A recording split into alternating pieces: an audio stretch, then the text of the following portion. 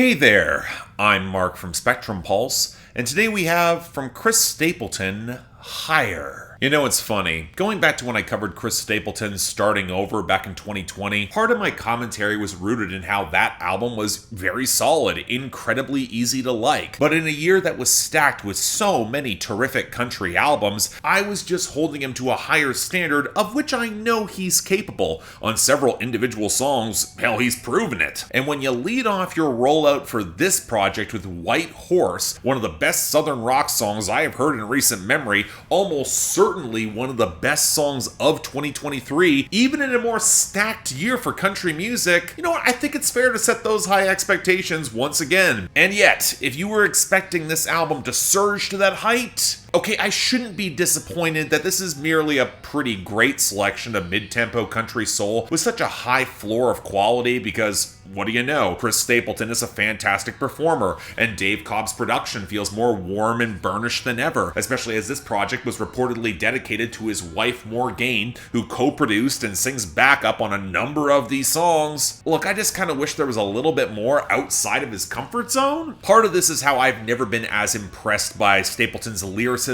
as his performances. With every creak and shift in his craggy, powerful voice, it adds a lot of shades of emotional dynamics that you would otherwise see reflected in the writing. And I do appreciate how, over the years, he showcases more sensitivity and vulnerability in the give and take of a more mature relationship, especially as internally, he knows he can be his own worst enemy, as seen with the willful deflection of The Bottom, the disconnect of The Fire, or the truly excellent stripped-down closer, Mountains of My Mind. But let's be real, some of these cuts can lack a little bit of dimension or flair to their love stories. Just a little bit more detail to flesh out the picture would help a lot, especially as Stapleton is still cherry-picking across his own lengthy catalog of old songs and co-writes to flesh out a project that, once again, isn't exactly sequenced to have much in the way of momentum. Yes, White Horse kicks a ridiculous amount of ass, but it's the only cut on this album that goes that hard, and while I appreciate Crosswinds and South Dakota for having a little bit more road-weary snarl, they're just not on the same tier. But it's also worth meeting this project where it is, and if you are looking for those smoky bedroom jams, Chris Stapleton delivered a fair number of those too,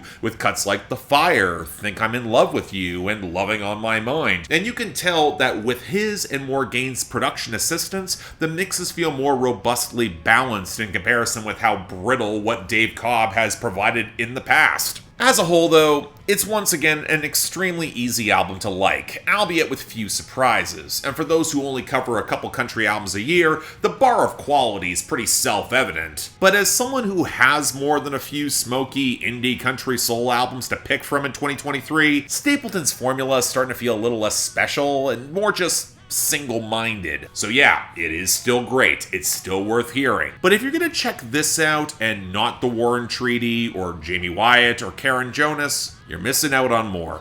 All I'm saying. So yeah, thanks a lot for watching. If you want to see more, please be sure to like, share, comment, and subscribe. I know for Chris Stapleton fans, this is probably giving you exactly everything you want, but again, I have heard more country, I've reviewed more country in this sort of lane before, and I wish they got as much shine as Stapleton does. I know some of that's inevitable given his industry connections that he will be able to just vault ahead of the line, but there's others that could afford the attention. Beyond that, though, if you want to get projects on my schedule before the end of the year, link to my Patreon's right over there. And as always, I'm Mark, you're watching Spectrum Pulse, and I'll see you next time.